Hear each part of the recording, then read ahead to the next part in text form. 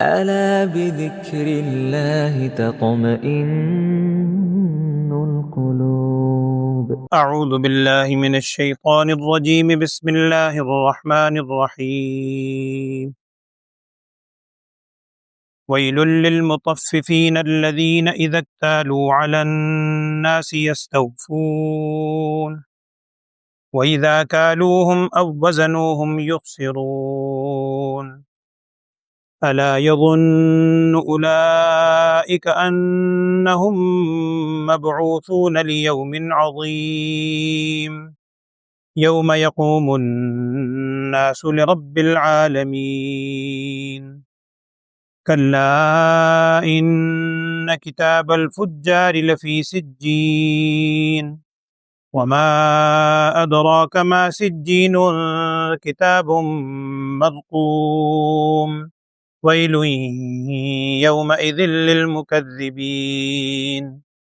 الذين يكذبون بيوم الدين وما يكذب به إلا كل معتد أثيم إذا تتلى عليه آياتنا قال أساطير الأولين كلا بل ران على قلوبهم ما كانوا يكسبون كلا إنهم عن ربهم يومئذ لمحجوبون ثم إنهم لصالو الجحيم ثم يقال هذا الذي كنتم به تكذبون.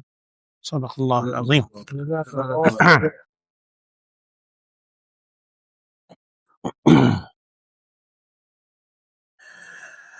بسم اللہ الرحمن الرحیم. سورہ مطففین. بعض مفسرین نے سورت کے حوالے سے لکھا ہے اس کی کچھ آیات مکی ہیں اور کچھ آیات مدنی ہیں. پہلے بھی میں نے بات آپ سے عرض کی تھی کہ قرآن پاک میں مکی اور مدنی صورتیں یہ زمانے کے اعتبار سے نہیں ہیں، زمانے کے اعتبار سے ہیں، جگہ کے اعتبار سے نہیں. یعنی مکے میں اترنے والی صورت یا آیت مکی ہی نہیں کہلائے گی. ضروری نہیں ہے کہ مکے میں اترنے والی مکی ہو. آپ صلی اللہ علیہ وسلم ہجرت مدینہ کے بعد بعض اوقات مکہ مکرمہ تشریف لائے، حجۃ الوداع کے موقع پر آئے سن 10 ہجری.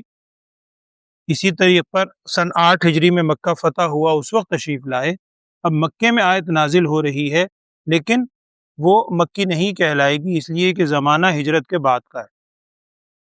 تو مکی اور مدنی صورتوں میں جو تقسیم ہے یہ زمانے کے اعتبار سے ہے کہ ہجرت مدینہ سے پہلے قرآن کا جو حصہ اترا، چاہے وہ کسی جگہ اترا ہو، وہ مکی کہلائے گا، اور مدینہ منورہ ہجرت کرنے کے بعد قرآن کا جو حصہ اترا چاہے کسی جگہ ہو، وہ مدنی کہلائے گا. اور یہ بھی ہو سکتا ہے جیسے اس صورت کے بارے میں بھی ہے کہ کچھ آیات پہلے اتری تو مکی ہیں، کچھ آیات بعد میں ہیں مدنی. بعض مفسرین لکھتے ہیں کہ آپ صلی اللہ علیہ وسلم نے جب ہجرت کر کے مدینہ منورہ تشریف لائے تو اس موقع پر مدینہ میں یہود کی بہت بڑی تعداد تھی، اور یہ اوس و خزرج کے لوگ تھے جو بعد میں الحمدللہ ایمان لائے. یہود تجارت میں بھی تھے، زیادہ ان کی مضبوط حالت تھی. تو یہ لوگ ناپ تول کے اندر، یعنی خرید و فروخت میں جب ناپ تول کی چیزیں دی جاتی ہیں اس میں بڑی کمی کرتے تھے. آسان زبان میں، آج کی زبان میں ڈنڈی مارتے.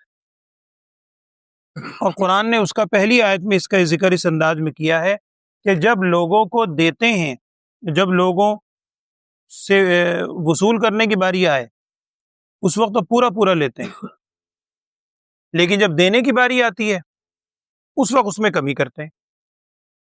ایسے لوگوں کے بارے میں قرآن کے الفاظ ہیں ویل، ایسے لوگوں کے بارے میں ہلاکت ہے. تو میں عرض کر رہا تھا آپ صلی اللہ علیہ وسلم جب مدینہ منورہ تشریف لائے اور یہ کیفیت دیکھی تو اس موقع پر یہ آیات اتری. اور اللہ کی شان ہے وہ وقت نبی صلی اللہ علیہ وسلم کی ہجرت مدینہ کا آج سے تقریباً 1400 سال سے زیادہ عرصہ ہو چکا. 1447 ہجری ہے تو ہجرت کو کیے ہوئے 1447 سال ہوگا.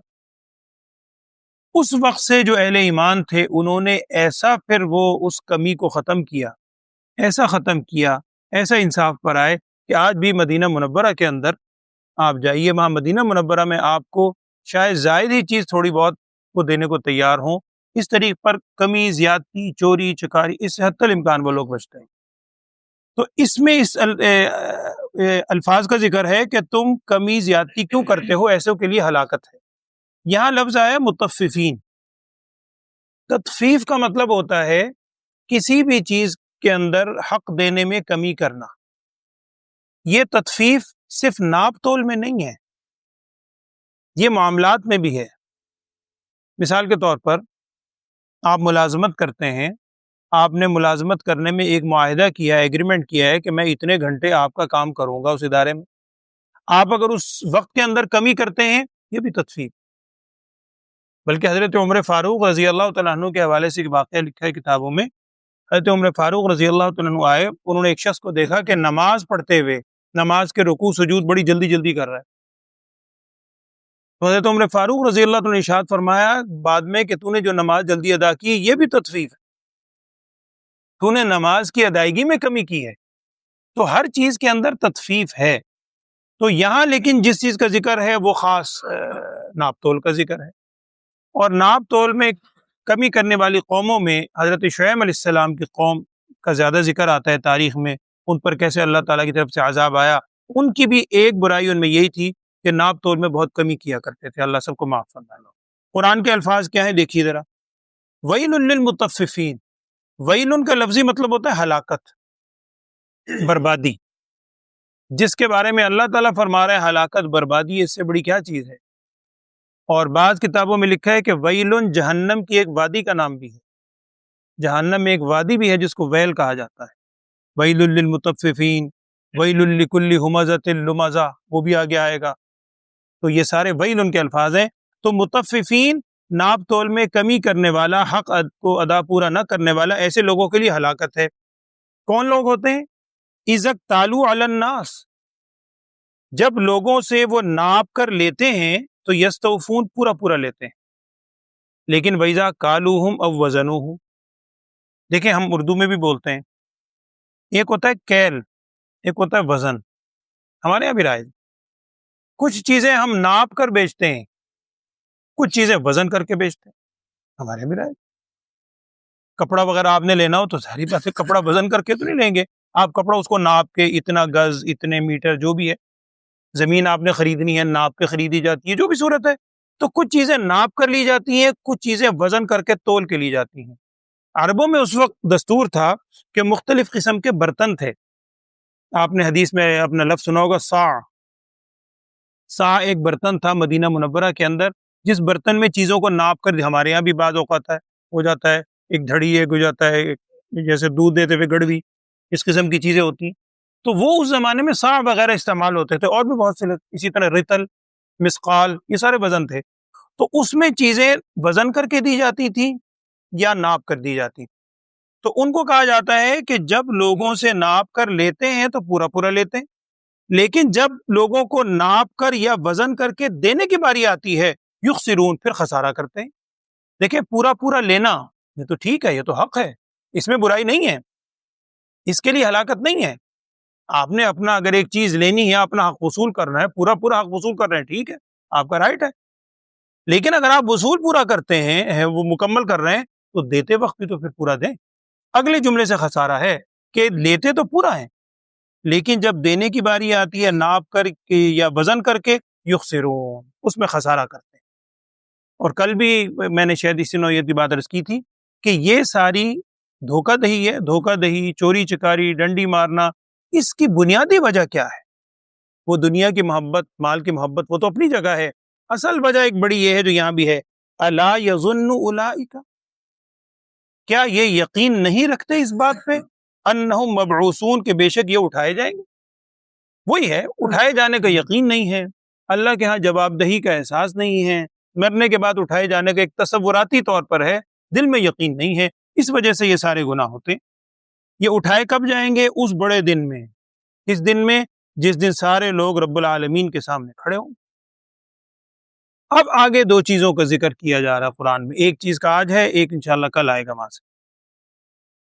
ان کتاب الفجار لفی سجین، اور کل آئے گا انشاءاللہ ان کتاب الابرار لفی علیین. یہ دو مقام ہے، ایک سجین اور ایک علیین، دونوں کا لفظ قرآن میں آ رہا ہے.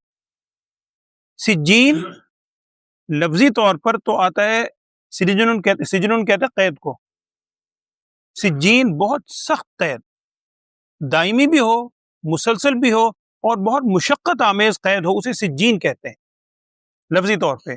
لیکن یہاں کیا کہا جا رہا ہے؟ ان کتاب الفجار، جو نافرمان لوگ ہیں ان کا نامہ اعمال کہاں ہے؟ سجین میں. اور روایات کے اندر اس کی تفصیل آتی ہے، میں صرف ایک دو بات عرض کر دیتا ہوں.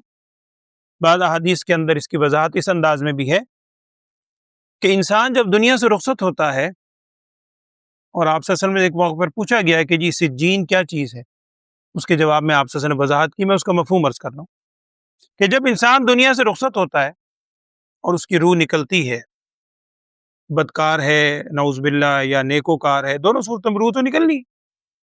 اب بدکار کی روح کو نکالنے کے بعد سجین میں ڈالا جاتا ہے. اب نبی صلی اللہ علیہ وسلم نے ارشاد فرمایا کہ یہ سجین 7 زمینوں کے نیچے ایک مقام ہے. 7 زمینوں کے نیچے ایک مقام ہے سجین، وہاں ڈکا جاتا ہے. اور علیین یہ 7 آسمانوں کے اوپر عرش کے نیچے ایک مقام ہے. نیکوکار کی جب روح نکالی جاتی ہے اس کو مقام علیین میں، اعلیٰ علیین میں پہنچایا جاتا ہے. اسی طرح ان کا نامہ اعمال جو بھی عمل کرتے ہیں وہ بھی سجین اور علیین میں ہے، جہاں سے ان کے دائیں ہاتھ میں یا بائیں ہاتھ کے اندر دیے جائیں گے. اس کا ذکر ہے کہ بے شک کتاب الفجار نافرمانوں کی جو کتاب ہے یعنی نامہ اعمال ہے وہ کہاں ہے؟ سجین میں. وما ادراک ما سجین، آپ کو کس نے بتلایا کہ سجین کیا ہے، یا آپ کو کیا معلوم سجین کیا ہے؟ وہ کیا چیز ہے؟ کتاب مرقوم، وہ ایک لکھی ہوئی چیز ہے، ایک یعنی نامہ اعمال ہے، لکھا ہوا ہے. مرقوم ایک معنی تو یہ رقم شدہ لکھا ہوا، ایک معنی اس کا یہ کیا گیا ہے کہ کتاب مرقوم لکھی ہوئی چیز ہے، وہ آگے آئے گا. کتاب مرقوم ہے. ویل یومئذ للمکذبین، پھر وہی الفاظ ہیں کہ ہلاکت ہے اس دن جھٹلانے والوں کے لیے، وہ لوگ جو اس کو جھٹلاتے ہیں. کون لوگ؟ الذین یکذبون بیوم الدین، وہ لوگ جو جھٹلاتے ہیں روز جزا کو. کل اس کی تفصیل آئی تھی، میں نے بتلایا تھا کہ قرآن میں کل جو آپ نے آیات سنی آخری آیت یہی تھی.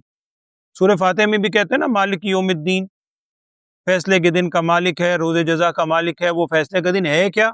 یہاں بھی نہیں. کل آپ نے وہ الفاظ سنے تھے کہ وما ادراک ما یوم الدین ثم ما ادراک ما یوم الدین، آپ کو کیا معلوم وہ روز جزا کیا ہے. آگے اس کی وضاحت تھی کل آخری آیت میں، یوم لا تملک نفس لنفس شیئا، وہ دن جس دن کوئی نفس بھی، کوئی شخص کسی دوسرے کا ذرہ برابر مالک نہیں ہوگا. والامر یومئذ للہ. تو یہاں آج بھی وہی ہے، الذین یکذبون بیوم الدین، ہلاکت ان لوگوں کی ہے جو کس کو جھٹلاتے ہیں؟ روز جزا کو جھٹلائے بیٹھے. اب آگے مزید وضاحت ہے کہ روز جزا کو جھٹلانے والا اصل میں ہے کون؟ اس کو نہیں جھٹلاتا مگر وہی شخص معتدن اسیم، جو انتہائی حد سے تجاوز کرنے والا ہے اور انتہائی گناہگار ہے. ان کی کیفیت کیا ہے؟ اذا تتلی علیہ آیاتنا قال اساطیر الاولین. 2 کیفیتیں تھیں. بعض صورتوں میں تو کفار یہ کہا کرتے تھے کہ نبی اقدس صلی اللہ علیہ وسلم جب کوئی آیت ان کے سامنے بات بیان کرتے دین کے حوالے سے، خاص طور پہ توحید کے حوالے سے، تو یوں کہا کرتے تھے ہم نے تو اپنے آباء و اجداد کو ایسے ہی پایا، ہم نے تو کبھی یہ بات سنی نہیں، آپ تو کوئی نئی بات بتا رہے ہیں، عجیب بات ہے. اور اگر سابقہ امتوں کے واقعات بیان کیے جاتے کہ بھئی سابقہ امتوں میں تو یہ چیزیں گزری ہیں، تو کہا کرتے تھے آپ نئی بات کون سی لائے؟ اذا تتلی علیہ آیاتنا قال اساطیر الاولین، یہ تو پہلے لوگوں کے قصے سنا رہے ہیں آپ، نعوذ باللہ، اس میں نئی بات کیا ہے؟ چونکہ ماننا نہیں ہے، نہ اس طرح ماننا ہے نہ اس طریقے پہ ماننا ہے. تو جب ان پہ تلاوت کی جاتی ہے ہماری آیات تو کہتے ہیں اساطیر الاولین، یہ تو پہلے لوگوں کے قصے اور واقعات ہیں. کلا، اب یہ آیت ذرا غور سے سنیے گا، کلا بل ران علی قلوبہم ما کانوا یکسبون. قرآن کہہ رہا ہے، کلا کا میں نے عرض کیا تھا ایک معنی حقاً بھی ہوتا ہے، ہرگز نہیں بھی ہے، اور حقا معنی بھی ہے کہ یقیناً ان کے دلوں پر اصل میں زنگ لگ چکا ہے، ما کانوا یکسبون، اپنے نامہ اعمال کی وجہ سے. آپ نے حدیث سنی ہے، نبی صلی اللہ علیہ وسلم نے ایک موقع پر ارشاد فرمایا تھا کہ اگر کوئی شخص گناہ کرتا ہے، انسان سے ہی گناہ ہوتا ہے. آپ صلی اللہ علیہ وسلم نے فرمایا کلو بنی آدم خطاؤن، اولاد آدم میں سے ہر شخص خطا کار ہے. لیکن آگے فرمایا تھا وخیر الخطائین التوابون، ان گناہ گاروں میں، خطا کاروں میں بہترین وہ ہیں جو توبہ کرنے والے ہیں. اللہ توبہ کی توفیق دے. تو آپ سے فرمایا جب کوئی شخص ایک گناہ کرتا ہے اس کے دل پہ ایک سیاہ نقطہ لگ جاتا ہے، سیاہ ڈاٹ لگ جاتا ہے. اگر توبہ کر لے اللہ کی توفیق سے تو جیسے دھبا لگ جاتا ہے، آپ اس کو دھوتے ہیں، اللہ تعالیٰ اس گناہ کو صاف کر دیتا ہے. اگر توبہ نہیں کرتا، دوسرا گناہ کرتا ہے، تیسرا گناہ کرتا ہے، ہوتے ہوتے سیاہی اتنی بڑھتی ہے کہ پھر یہ کیفیت ہو جاتی ہے ران علی قلوبہم ما کانوا یکسبون، اعمال کی وجہ سے اس کے دلوں پر زنگ لگ جاتا ہے. اور آپ دیکھیے کہ جیسے دھبا لگتا ہے نا، دھبے کو دور کرنے کی مختلف صورتیں ہیں. معمولی اگر مٹی لگ جائے آپ تھوڑا سا جھاڑیں گے جڑ جائے گی. بعض ہلکا سا دھبا ہوتا ہے، پانی سے ایک دو دفعہ دھوئیں صاف ہو جائے. کچھ دھبے ایسے ہیں کہ آپ کو صابن سے رگڑنا پڑتا ہے، لیکن کچھ دھبے ایسے ہیں جو صابن سے بھی صاف نہیں. اس کے لیے آپ کو پتہ نہیں کیا کیا چیزیں استعمال کرنی پڑتی ہیں، مختلف چیزیں، کیمیکلز ہیں، رنگ کاٹ ہے، وہ سب جا کے دھبا صاف ہوتا ہے. اسی طرح جو انسان گناہ کرتا ہے نا، اللہ معاف فرمائے، یہ جو دلوں پہ دھبے لگ رہے ہیں، سیاہ ڈاٹ لگ رہے ہیں، کچھ دھبے تو ایسے ہیں جو حدیث میں آتا ہے نا، بندہ وضو کرتا ہے اس کے گناہ دھل جاتے، چہرے کے گناہ دھل گئے، بازو کے، لیکن سارے نہیں، ہر گناہ نہیں دھلے گا، وہ گناہ صغیرہ جو معمولی قسم کے ہیں. کچھ گناہ ایسے ہیں کہ جب تک آپ توبہ نہیں کریں گے وہ معاف نہیں ہوں. لیکن اللہ معاف فرمائے اگر بندوں سے اس گناہ کا تعلق ہے، حقوق العباد سے، پھر وہ توبہ سے بھی معاف نہیں ہوں گے. پھر تو اس بندے کا حق ادا کریں یا اس سے معافی مانگیں، ساتھ اللہ کے حضور توبہ بھی کریں. تو یہ وہ کیفیت ہے جو انسان کے دل پر آتی ہے انسان کے اپنے اعمال کی وجہ سے. اسے کیا کہتے ہیں؟ زنگ. وہ قرآن کہہ رہا ہے کہ بلکہ زنگ لگ گیا ہے ان کے دلوں پر ما کانوا یکسبون، ان کے اعمال کی وجہ سے. اور حدیث میں ایک صحابی نے پوچھا تھا یا رسول اللہ صلی اللہ علیہ وسلم، آپ صلی اللہ علیہ وسلم نے بھی اس کی وضاحت فرمائی کہ دیکھو ہر چیز پہ زنگ لگتا ہے. جیسے لوہے کو پانی سے زنگ لگ جاتا ہے، زیادہ دیر آپ گیلی اس میں رکھے نا، اس پہ زنگ لگ جاتا ہے. اسی طرح آپ سے نے فرمایا انسان کے دل کو بھی زنگ لگتا ہے، قرآن بھی کہہ رہا ہے. تو صحابی نے پوچھا کہ یا رسول اللہ صلی اللہ علیہ وسلم یہ دلوں کا زنگ پھر کیسے دور ہوگا؟ لوہے کا زنگ تو ہم دور کرتے ہیں، ریگمال لگا رہے ہیں، تھنر لگا رہے ہیں، مختلف چیزیں. تو نبی صلی اللہ علیہ وسلم اس حدیث میں جو ارشاد فرمائے دو چیزیں ہیں، یاد رکھیے ہمیں. اس میں پہلی چیز آپ سے ارشاد فرمائی قرآن پاک کی تلاوت. تلاوت کرنے سے دلوں کا زنگ دور ہوگا.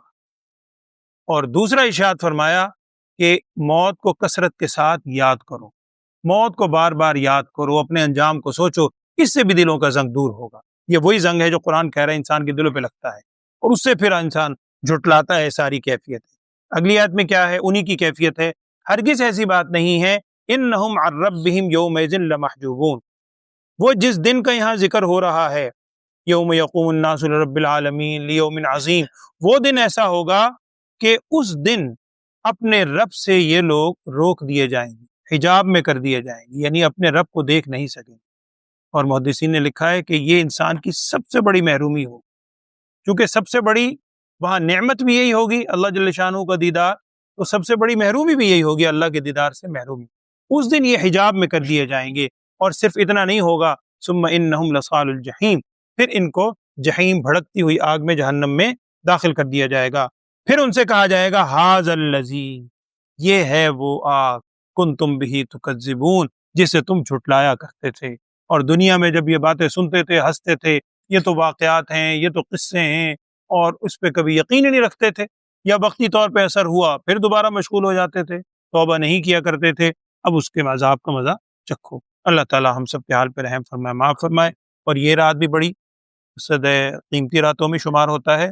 اس رات کی فضیلت اپنی جگہ ہے، فضیلت سے بالکل انکار کر دینا وہ بھی غلط ہے، لیکن اس رات کی فضیلت کو شب قدر تک لے جانا وہ بھی غلط ہے. بہرحال ہم جو اردو میں لفظ استعمال کرتے ہیں نا، میں ویسے ایک دو بات عرض کر دیتا ہوں آخر میں. ہم اردو میں لفظ استعمال کرتے ہیں شب براءت. یہ براءت کا لفظ ظاہری بات ہے یہ شب کا لفظ ہی، شب کا لفظ عربی کا تو نہیں، فارسی میں بولا جاتا ہے شب.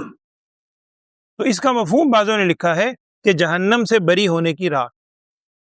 اس رات میں اللہ جل شانہ بے شمار لوگوں کی بخشش فرماتے ہیں. ایک حدیث کا مفہوم بھی ہے، محدثین نے اس پہ کلام کیا حدیث پہ، لیکن بہرحال حدیث میں الفاظ آتے ہیں، حدیث کی کتابوں میں لکھا ہے۔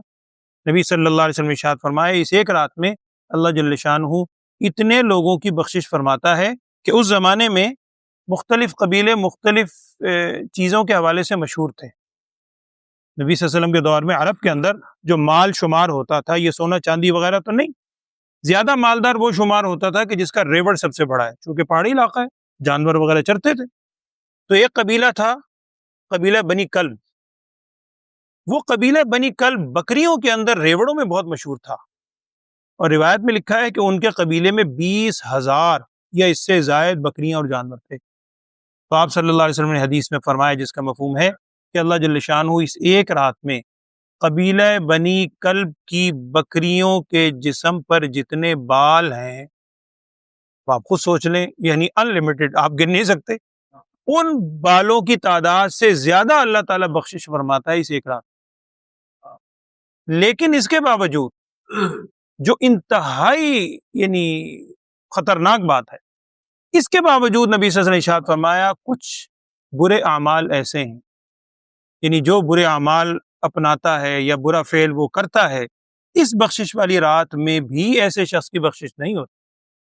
اس میں جو بہت بدترین چیز ہے، ایک تو نبی صلی اللہ علیہ وسلم نے ارشاد فرمایا دل میں کینہ رکھنے والا، اور اللہ معاف فرمائے ہم اس کو برائی سمجھتے ہی نہیں، ہمارے ذہن میں اس کی برائی کا تصور ہی نہیں ہے کہ میرے دل میں دوسرے کے خلاف بغض ہے، کینہ ہے، اس سے نفرت کرتا ہوں، ہر وقت اس کے خلاف سازشیں سوچیں کا پیدا کرتا ہوں۔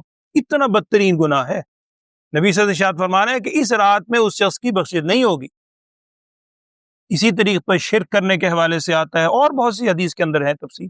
تو یہ جتنے کے جتنے گناہ ہیں، ان سے انسان حتی الامکان اپنے آپ کو بچائے، اور اس رات کے اندر جتنا ہو سکے اللہ کے حضور رجوع کرے۔ اجتماعی طور پر تو خیر عبادت نہیں ہے، انفرادی طور پر جتنا ممکن ہو آپ نوافل پڑھیں۔ بعض کتابوں میں لکھا ہوتا ہے اتنے نوافل، وہ کسی حدیث میں اس کا ثبوت نہیں ہے، اتنے نفل پڑھو، اس میں یہ رکعت میں، اس رکعت میں یہ، اس رکعت میں یہ، وہ ویسے ہی بعضوں نے لکھے میں عام انداز میں صرف اتنا کر لیں کہ عام روٹین سے زیادہ تھوڑا سا تو ہاتھ پیر ہلائیں نا، عام روٹین جو آپ کو اللہ نے توفیق دی ہے پڑھنے کی، تھوڑا سا اس سے زائد اس رات میں عبادت کر لیں، اللہ سے توبہ کر لیں۔ اور بھی اس رات کے حوالے سے بہت تفاصیل لکھی ہیں جو اہل علم سے آپ نے سنی ہوں گی، ترجمہ اس کا سن لیجیے چونکہ ہمارے پاس وقت بالکل مختصر ہے۔ اعوذ باللہ من الشیطان الرجیم، بسم اللہ الرحمن الرحیم۔ ویل للمطففین، ہلاکت ہے مطففین، کمی کرنے والوں کے لیے، ناپ تول میں کمی کرنے والوں کے لیے۔ الذین اذا اکتالوا علی الناس یستوفون، وہ لوگ جو جب ناپ کر لوگوں سے وصول کرتے ہیں، لیتے ہیں، یستوفون پورا پورا لیتے ہیں، وفا ہم بولتے ہیں، اور وَإِذَا كَالُوهُمْ أَوْ وَزَنُوهُمْ، اور جب کیل کر کے دیتے ہیں یا وزن کر کے تو کمی کرتے ہیں۔ الا یظن، کیا وہ یقین نہیں رکھتے اولئک یہ لوگ کہ انہم مبعوثون، بے شک وہ اٹھائے جائیں گے۔ بنیادی وجہ یہی ہے نہ ماننے کی کہ انہیں یقین ہی نہیں اٹھائے جانے کا۔ کس دن؟ لیوم عظیم، اس بڑے دن میں۔ کون سا دن؟ یوم یقوم الناس لرب العالمین، جس دن لوگ کھڑے ہوں گے رب العالمین کے سامنے۔ کلا، ہرگز ایسی بات نہیں، ان کتاب الفجار لفی سجین، بے شک جو نافرمان لوگوں کا نام اعمال کہاں ہوگا؟ اعمال نامہ لفی سجین، سجین میں ہوگا۔ وما ادراک ما سجین، اور آپ کو کیا معلوم کہ وہ سجین کیا ہے؟ کتاب مرقوم، وہ ایک کتاب ہے لکھی ہوئی۔ وَيْلٌ يَوْمَئِذٍ لِّلْمُكَذِّبِينَ، اور میں عرض کر رہا تھا کہ بعض مفسرین نے لکھا ہے کہ یہاں مرقوم کا مطلب ہے کہ مہر لگی ہوئی، مختوم کے معنی میں، وہ کتاب جو سربہ مہر ہے۔ وَيْلٌ يَوْمَئِذٍ لِّلْمُكَذِّبِينَ، ہلاکت ہے اس دن کے لیے، بربادی ہے جھٹلانے والوں کے لیے، اس دن میں جھٹلانے والوں کے لیے بربادی۔ الذین یکذبون بیوم الدین، وہ لوگ جو جھٹلاتے ہیں انصاف کے دن کو، روز جزا کو۔ وما یکذب بہ، اور اس دن کو نہیں جھٹلاتا مگر، الا مگر وہی شخص، کل معتد اثیم، ہر وہ شخص جو کہ حد سے زیادہ تجاوز کرنے والا ہے اور گناہ گار ہے۔